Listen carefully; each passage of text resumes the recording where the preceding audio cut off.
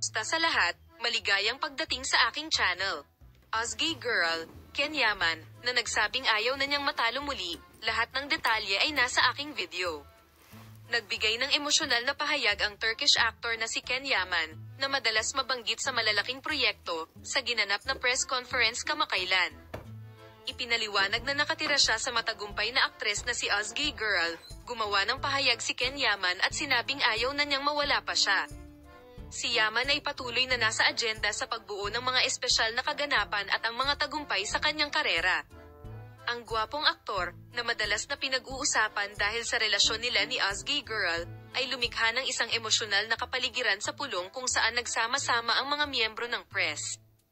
Ang punto ay kung saan sinagot ni Ken Yaman ang isa't isa ng matapat tungkol sa kanilang relasyon, na binibigyang diin na siya ayaw niyang iwan ng aktres na si Ozgay Girl at kung gaano kahalaga sa kanya ang kanilang relasyon.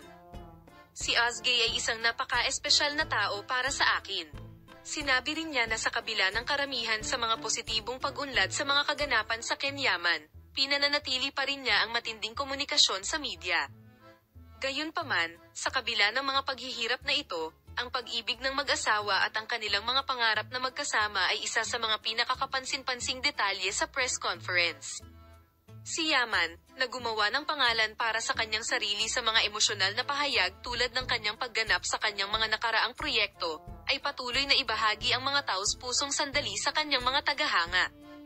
Dito na tayo sa dulo ng ating video, paalam na makita ka sa mga bagong video.